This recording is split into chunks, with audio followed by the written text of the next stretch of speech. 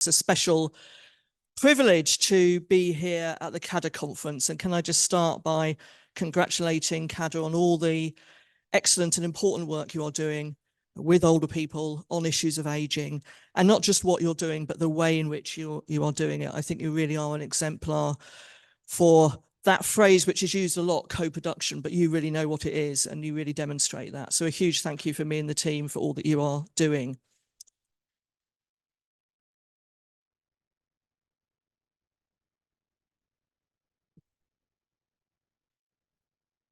This is me trying to move my slides on, which isn't working.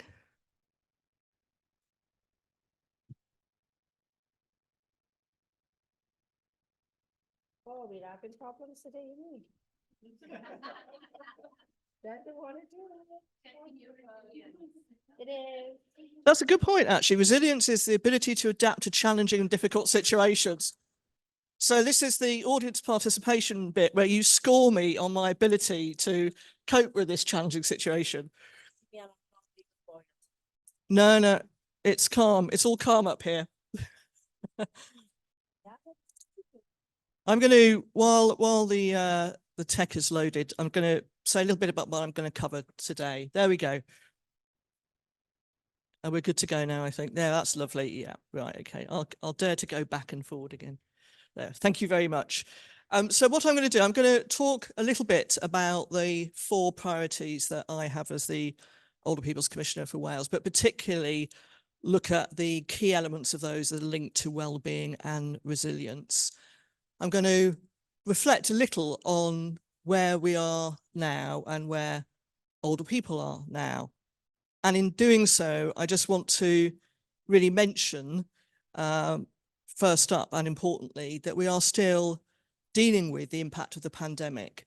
And as we are here today, so is the COVID-19 public inquiry meeting in Cardiff and hearing evidence from a range of people last week, this week and next week. And I know that for many older people, for many people working in care and in health, for many families and friends, the fact that the COVID inquiry is taking place is actually stirring up a lot of emotions around loss and grief. And I just want to express really my understanding of that, and having given evidence myself last week, the importance of making sure that older people's experiences are heard through that inquiry. And as we came out of the COVID-19 pandemic, we then got hit by the cost of living crisis. We've got huge pressures on our public services, and we have a lot of political uncertainty at the moment. So all of that is really testing our resilience. It's been a difficult time, and it still is a difficult time as we look ahead. So I'm not going to be able to cover all the aspects of well-being or everything that contributes to it, but I want to talk about some of the foundation stones that I think there are to well-being. In particular, the importance of rights, our human rights. Our rights do not diminish as we age, but it can feel as if they do. I want to talk about the importance of safety and security as well. And also to look at the threats to our well-being and how we can counter some of those threats. And then I'm going to finish with a couple of areas for action to improve well-being as we age, actions that we can all take. And when I'm talking about well-being, I'm going to be talking about how we think and feel and act and make choices and relate to others. So positive well-being.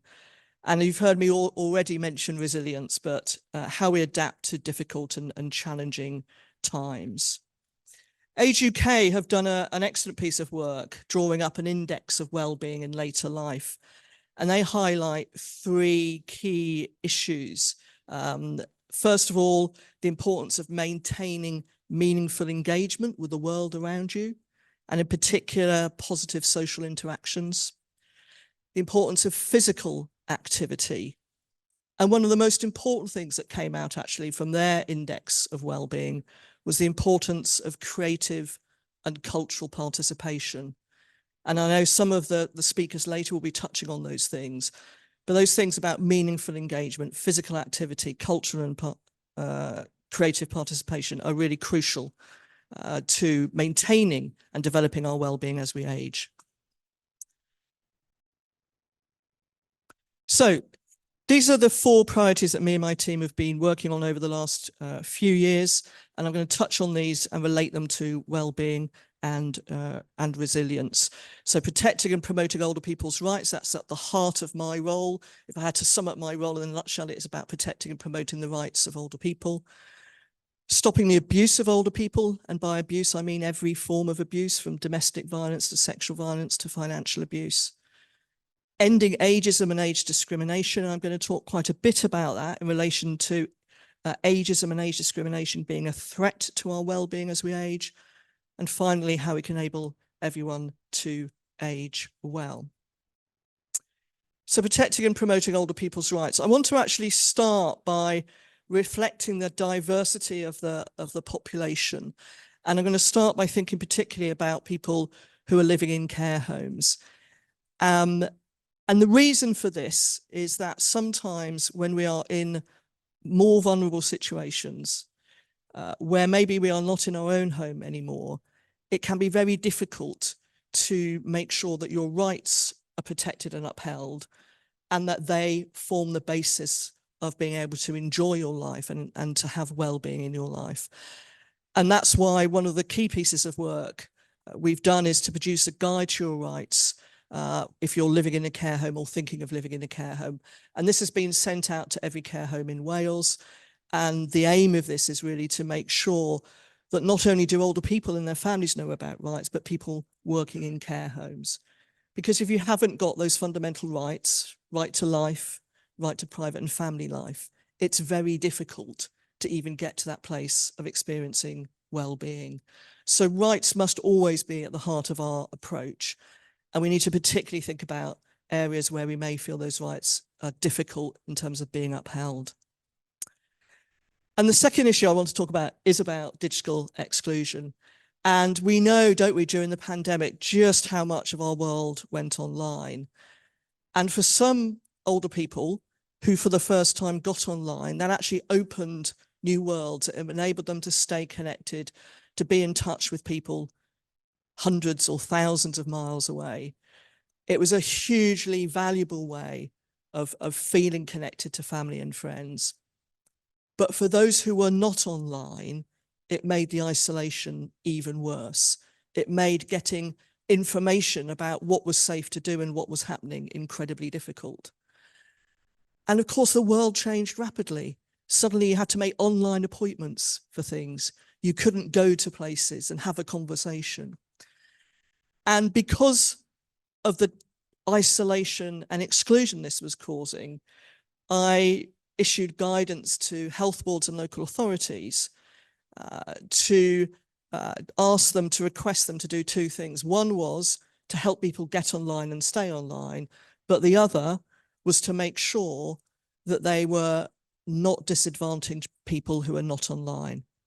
Now about 30% of people over the age of 75 are not online. That's about 100,000 older people in Wales, not online at all. But many more of us are online, but we can't necessarily manage everything we need to manage now. So I know a few weeks ago, I got caught out in a car park because I didn't have the app. I couldn't get online. The coin machine was broken. And I'm sure that's a common experience. But what this means is that digital exclusion is no longer a slight irritation. It is actually causing social exclusion. It is more difficult to have your voice heard if you're not online. So think about government consultations, pretty much all online. Think about how you get your voice heard. So often it's about online. So we're in real danger of excluding people, older people today, but also future generations. So we've carried out a further piece of work, asking older people to share their experiences and produce this report, Access Denied, and I've set out, again, a number of actions that I'm asking public bodies to take. And we are now working with those public bodies to do that. And we'll be producing an update report in the summer. But this matters because if you can't have your voice heard, if you can't access the information and services that you need, well-being is way, way off. It's very difficult. So we must make sure that public bodies and other organisations meet the requirements under the Human Rights Act and the Equality Act to not disadvantage. Now, sometimes, and rather callously, people will say to me, yeah, but it's just older people who just don't get it. And, you know, in the future, everyone's going to be fine. Well, first of all, that's incredibly insulting. But second, it's not true. So if you think about the pace of technological change, how many of us would be confident that in 20 years' time, we'll still be on top of everything and able to use everything? I'm not. So we have to find a way, don't we, of lifelong learning, of lifelong support, as well as making sure that being online is affordable. So this is a threat to well-being. It can produce well-being if you're online and connected, but the exclusion is also a threat to well-being. So I want to talk now briefly, just about stopping the abuse of older people. Many, many thousands of older people in Wales are at risk of or are experiencing abuse. And it's one of those issues that people don't talk about very much and hasn't been talked about very much. It's also one of those issues where the support and services that older people need have been sadly lacking. But this is an area where good progress is being made. And just last week, the Welsh Government published the first ever National Action Plan to prevent the abuse of older people. It's the first of its kind in the UK. It comes about after a lot of work by my team, but also 30 other organisations across Wales who are part of a Stopping Abuse Action Group. And this has a potential to make a lasting change in the recognition of abuse, enabling older people to come forward safely and talk about it, and making sure that the responses recognise that older women are victims of abuse, but older men are as well. In fact, as a man, your risk of experiencing abuse increases as you get older. So we need to make sure that the services that are there to protect those who are in vulnerable situations really protects older people. And we've produced information for older people about where they can get help and support. And we've also done a whole mapping exercise of the services that are available so that people can go on to our website to look at where local services are. So fundamental to well-being is feeling safe and secure. So therefore, we must do more to enable more people to feel safe and secure. So I want to come on now to talk about ageism. So ageism is the way we think and feel and act based on someone's age. So it's about the stereotyping, the prejudice, and the discrimination. And ageism against older people is endemic. Across the World Health Organization assessment is that 1 in 2 people hold ageist views against older people. And what does holding ageist views mean? It might be just stereotyping older people as homogeneous and having particular characteristics.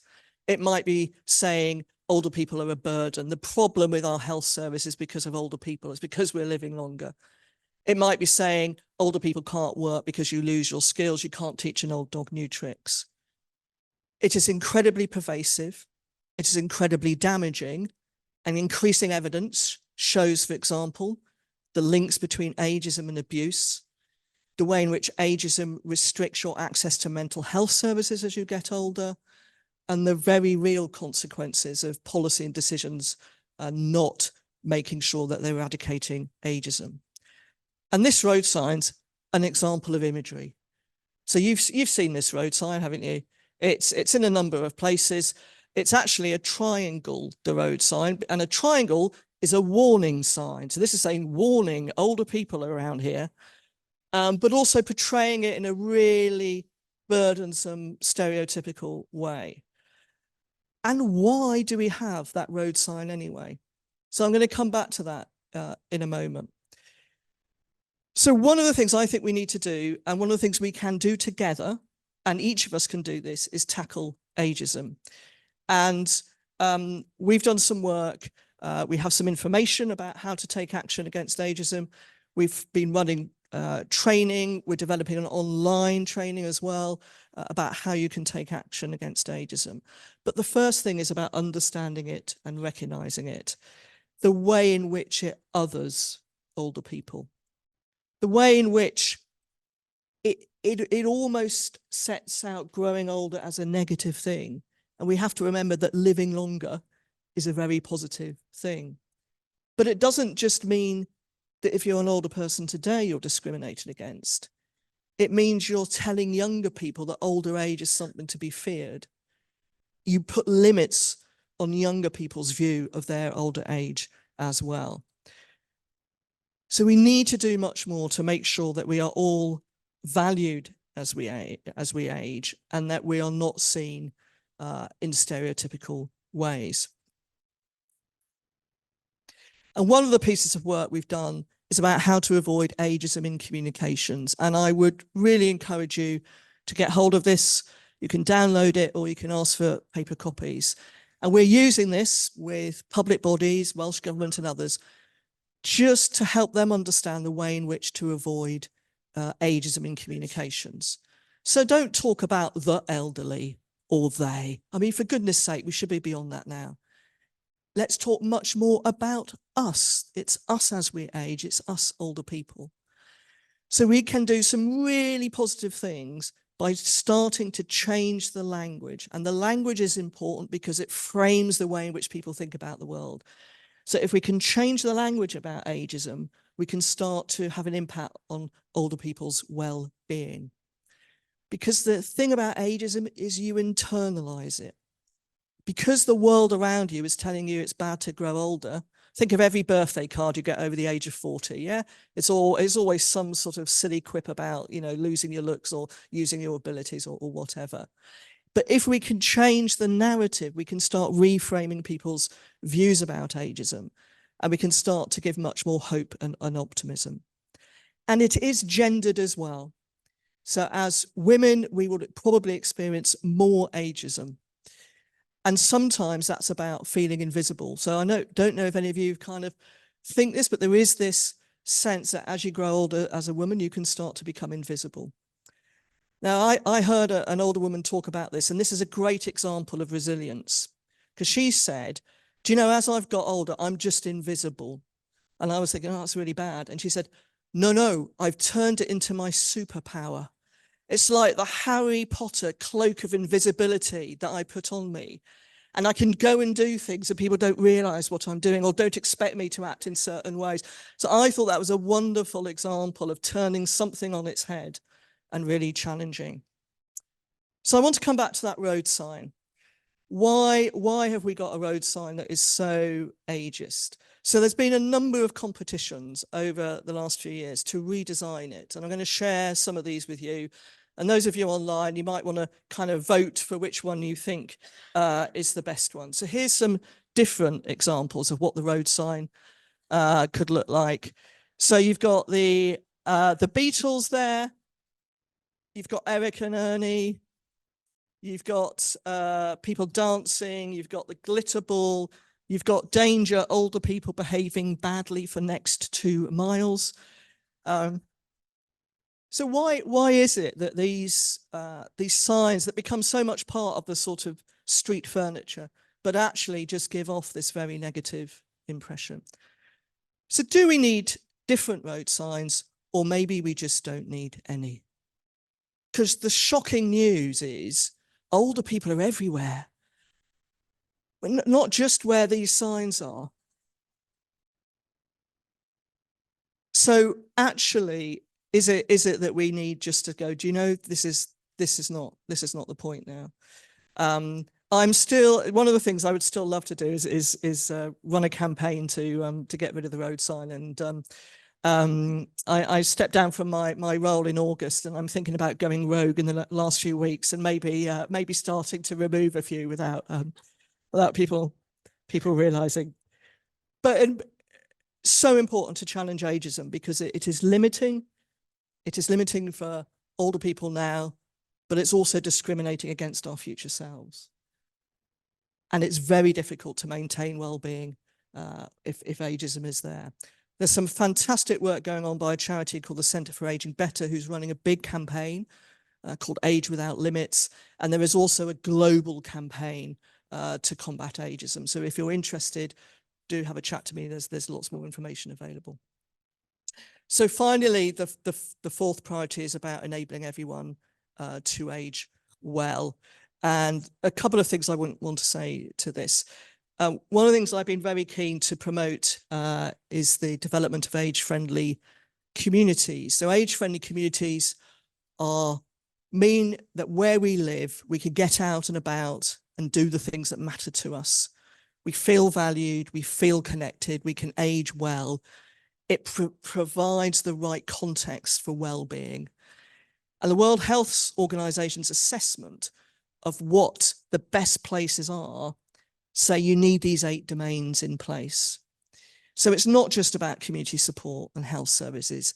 It is about communication, participation, respect and social inclusion.